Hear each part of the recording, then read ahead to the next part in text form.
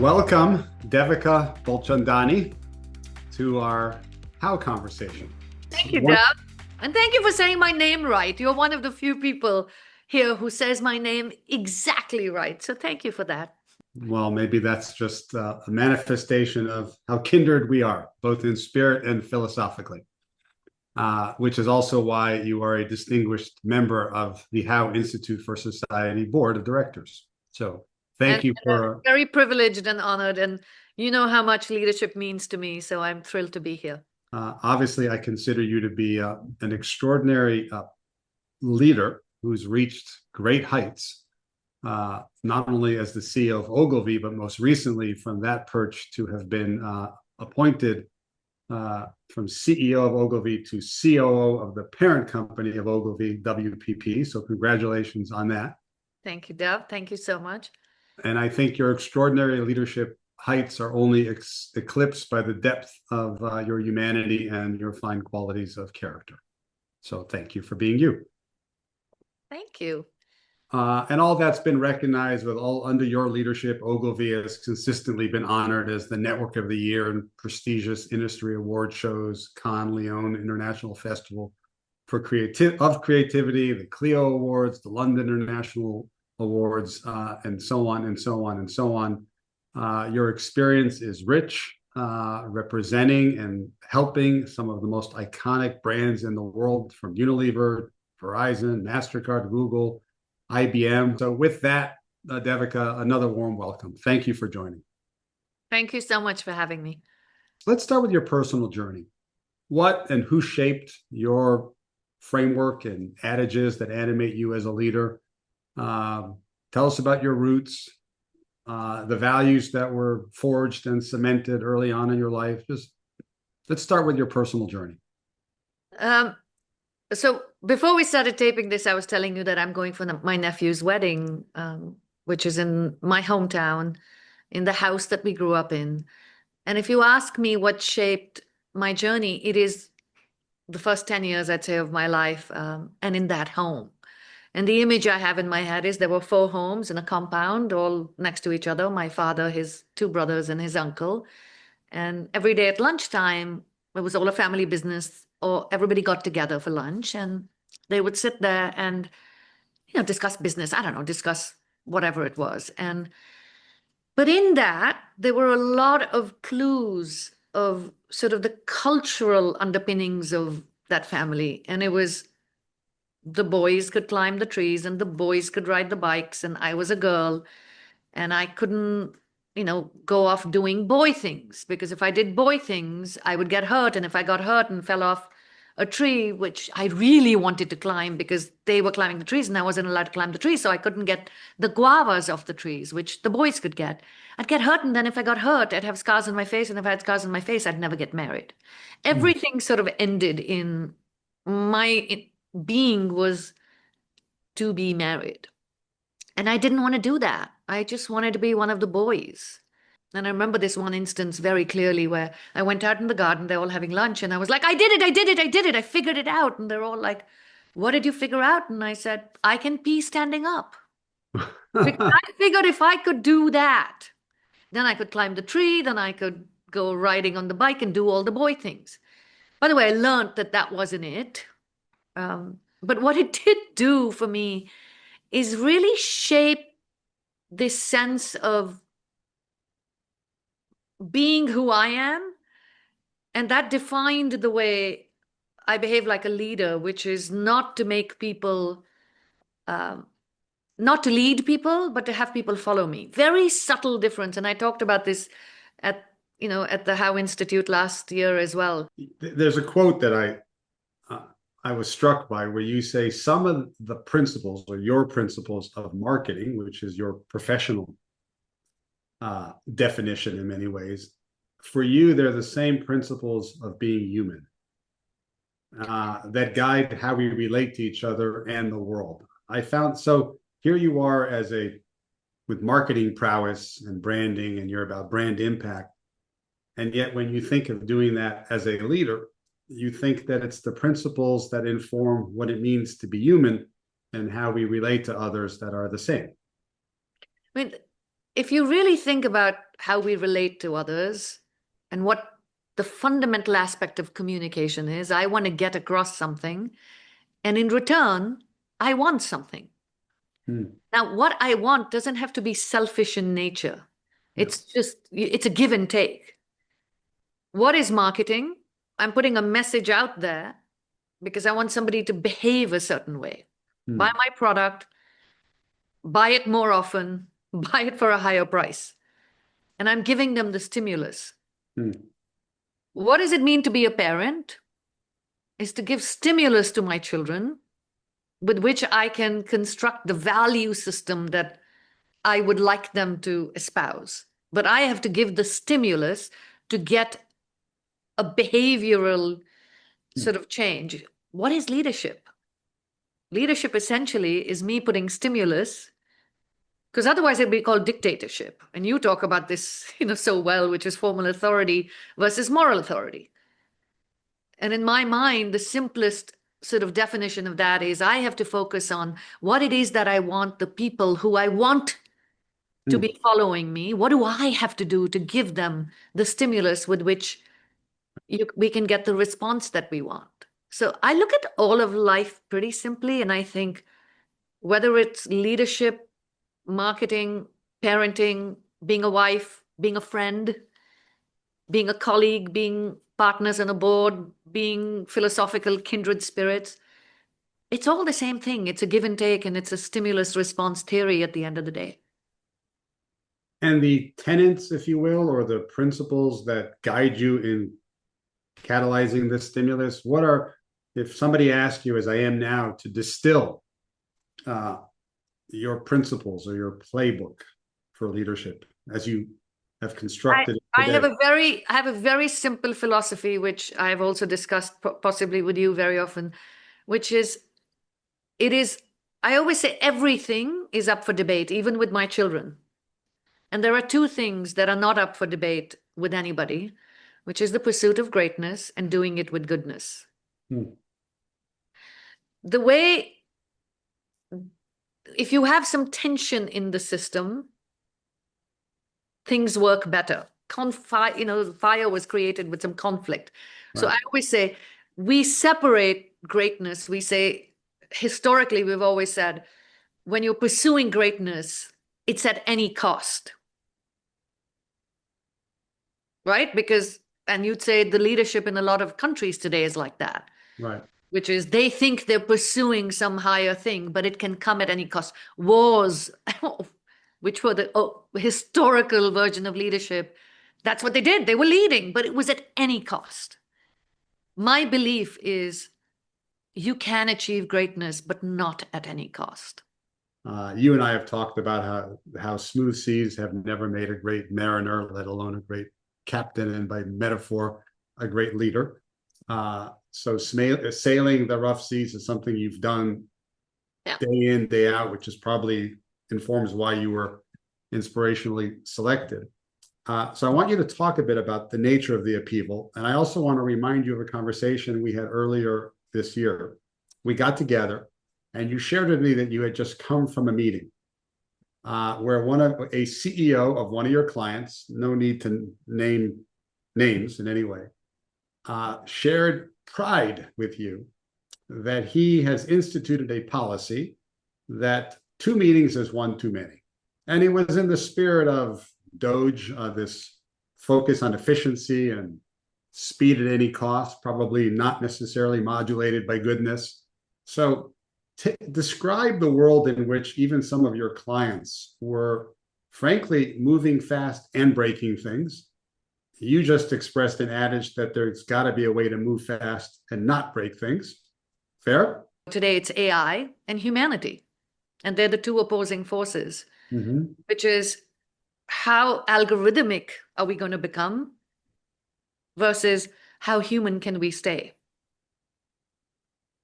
And those forces today are creating a massive amount of conflict in business, in our day-to-day lives. So in our business, which is the human imagination, our business is all about the human imagination.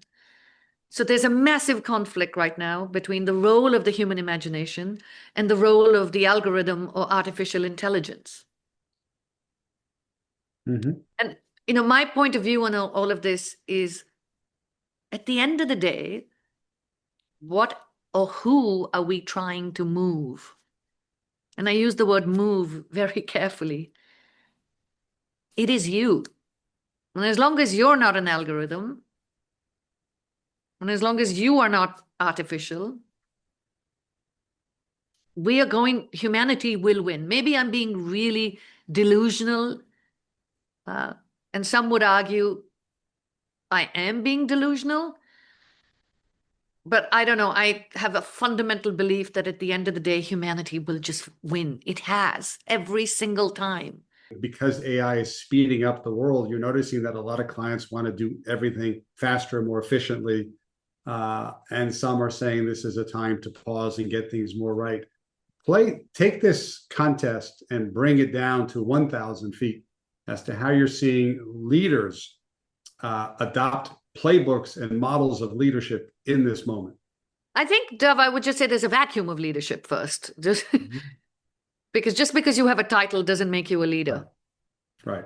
So we have I mean, you'd be the first one to agree. And I say this to my children all the time who are 26 and 21, is you can be a leader at 26 and 21, right? Because leadership is defined by a certain set of values, not by a title. So the first thing I'd say is, I'm not sure that the world right now is rife with amazing leaders. I think it's the vacuum of leadership that says, all we're going to do is efficiency, efficiency, efficiency, and we're going to forget about effectiveness.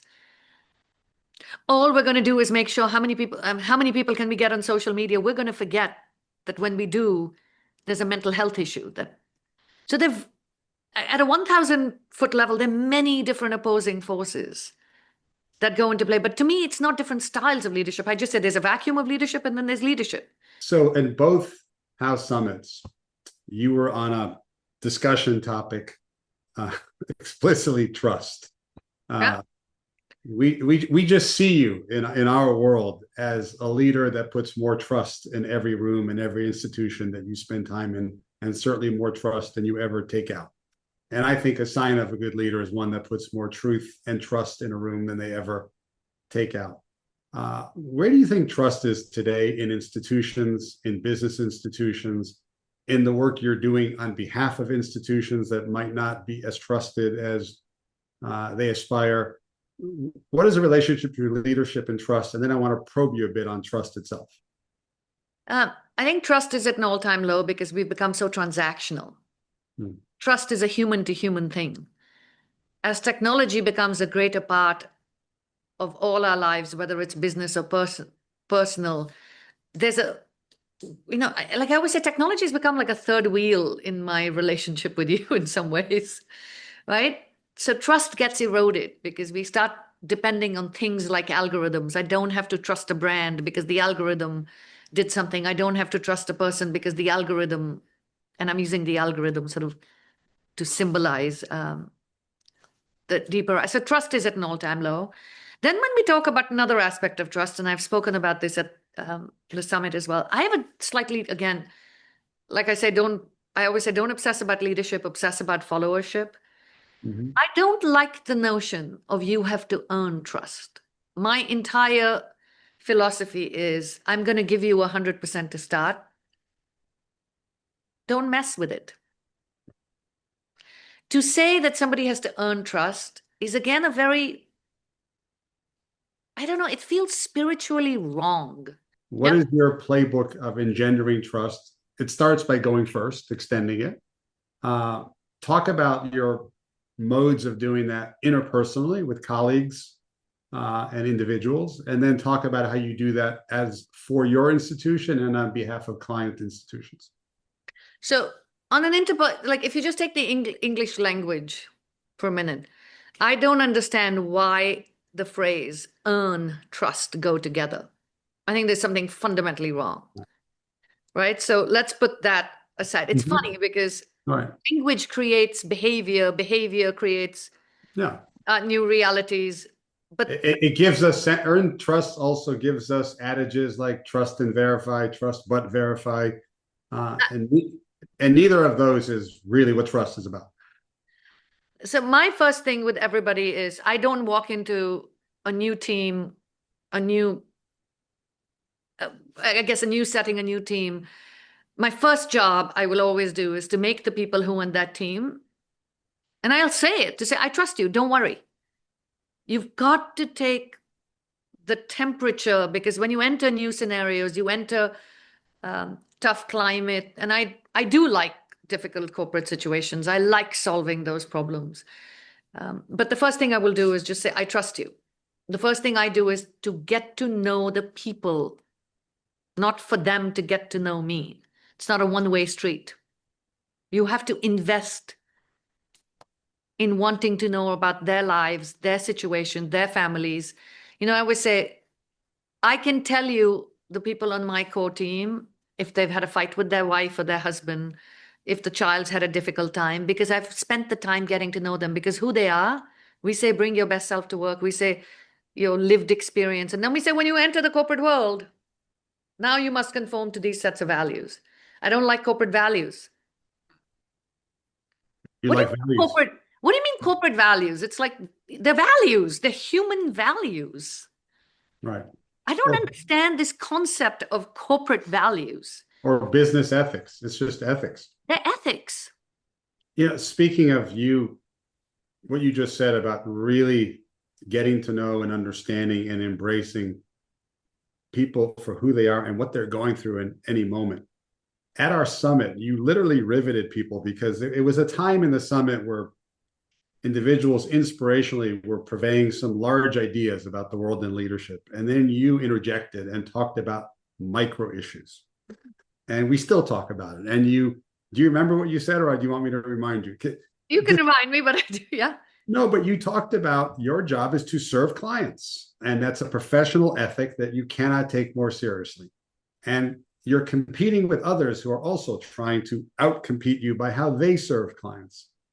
But in the day-to-day reality, you realize that the individual that is called upon to serve clients might have a day-to-day imperative or challenge from childcare to whatever. And I think you talked about the Zoom being on, and all they wanted to do was shut off their Zoom because their toddler was in the background and a client was calling.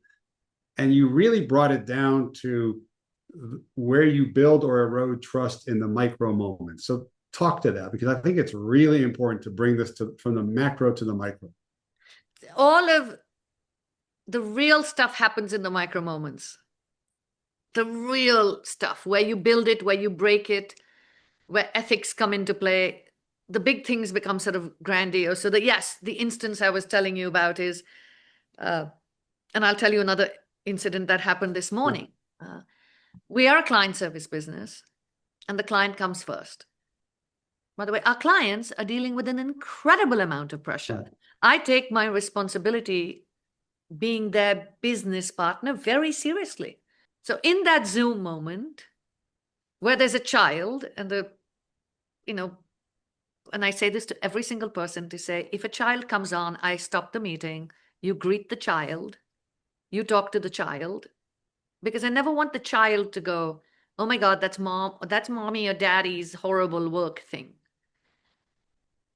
And would you not greet a child if they walked into your home? There are many things, Dov, to me that are non-negotiable. I will do that. I don't care who the client is, what CEO could be on a call. That to me is non-negotiable because it's just fundamental. That's non-negotiable. How does a client, in fact, experiencing coming first, which you just said, and the fact that you are prioritizing humanity? So there's an example. Today we had a meeting this morning, and there's a client that wants to have a big, in our industry, they're called pitches the first week of January. And the team was like, all right, we'll have a team that's going to work over this holiday. We'll create a schedule. And I just said, stop. How about asking the client to move it? And what are we going to say to them? And I said, we're going to say it's the holidays. And we would like our people to take a break. And we think it's really important for them to take the break because perhaps you haven't taken into account what goes into this. And I promise you, 9 out of 10 times, it works. Most people are decent people. You just need to give them the opportunity to be decent. And I think we forget that most people are decent people, and we tend to treat sometimes the client or whoever it is like, oh my God, there's some big bad ogre. That's just not the truth. As long as the fundamental premise of trust exists. I gave a recent speech where I highlighted Domino's because the executives extending trust by trusting the marketplace and consumers with the truth. They ate their own pizza and said, this pizza sucks. And they took videos of themselves eating their pizza, filming it, saying, this stuff tastes like cardboard. And they published that. And they started their journey of getting better and getting back to their greatness by extending trust with the truth of their present condition. And it just cleared the way for an extraordinary journey.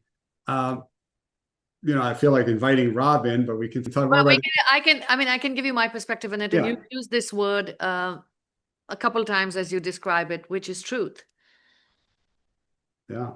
And in our world, often in the marketing world, what we're often doing is you hide the truth and you put a veneer or layer of marketing on the truth. It's not the best way to build trust. Truth in any situation is the best way to build trust. And what they did is the human equivalent of I'm sorry. Yes. Right? What would I do with you? I'd say, oh my God, I really messed up. That was a horrible way of talking to you. I'm so sorry. Yes. They did the same thing. And it's not enough to say, I'm so sorry, as we've talked. Then you have to take action. Yeah. You have to make amends. It's not a real apology unless you make amends. And Domino's made amends by saying, this is the journey we're going to go on to be better on your behalf. And they did. Yeah. And so it is the equivalent of, it was the market. It was the most potent marketing equivalent of the truth. And I'm sorry. Yes. And I like to say, you don't give people the truth. You trust them with it. I trust you so much that I want you to have the full truth. That's an act of trust. Yeah, because you're making yourself vulnerable. So what makes a movement? Domino's inspired a movement towards them that started with truth and then the actions they took in that spirit. What is a true movement and what sustains it as a movement? Because if people say, let's just launch a movement, it's really marketing called a movement. But what makes a movement a movement? True movements result in real change. And real change happens at a policy level. And my big epiphany, which sort of started with the Fearless Girl, the light bulb went off for me to say, if we can change the makeup of women on corporate boards, the reverberation of that change in terms of gender equality was going to be huge, right? So that was, I call it a corporate policy we were going for. And then the MasterCard True Name stuff that we did, that was real change. The Crown Act, which is ending hair discrimination, now is in, 30 odd states have passed a law that hair discrimination for African American people is unlawful. That's true change. In Honduras, we did some work where we got the morning after pill legalized, where people could go to prison for 6 years. These are movements that create real change. So I've actually extended the way I think about it to say, I want to change policy using brands and creativity. And it can be corporate policy, tear the paper ceiling now in, I think, 26 states. I may have my numbers of how many states slightly wrong, but you get the idea, which is you don't need a graduate degree to be able to be gainfully employed. Right. So that to me is the extension of, it's very easy to get a movement which is groundswell. I'm talking about the world of marketing. It's just groundswell. But at some point, I think I was getting a little sort of antsy to say that wasn't enough for me personally. And I think what keeps me going here is our ability right now. And if I can count the amount of things I've been involved in, I just got the most fortunate person on earth. to have been involved in so many things that have actually resulted in lasting change. That is the difference between marketing and a movement in its true sense. However, in the world of marketing, we use movement in every PowerPoint deck. So are you saying that as part of what you get to do professionally is you can shift and evolve or inspire society to re-examine and shift mores and norms and cultural understandings, and when they change, it's easier for policy to then formalize that change? That's exactly right. You can't, we're not in the business of going straight lobbying for policy change. Right. So we go through changing attitude, behavior. So any one of these examples I gave you didn't happen the day we launched that campaign. It was behavior first, attitudes. And it's getting the groundswell of what you'd call the movement. Yes. Right? You have to get the groundswell of the conversation happening, of people getting upset about an issue, about the press covering Right. something that we did. And that groundswell ultimately leads to the whether I call it a corporate policy, a public policy, however we define policy, that would change. Anything more you want to just add to round out what your playbook of leadership that you might not have, that it makes, that informs it or is part of it? At the end of the day, I always say you have to dig deep within yourself to know what makes you. I'm not doing this because I don't talk about it or I don't discuss it because somebody put me on the stage to do it. It is how I choose to live my life. I do not believe I run companies. I believe that there's a group of people that I get to lead who get to follow me. And it's just that subtle difference is everything. But it's not everything because I read a book. I haven't read a book on leadership and I will not read a book on leadership. And I will never write a book on leadership because I think you have to go very deep in yourself.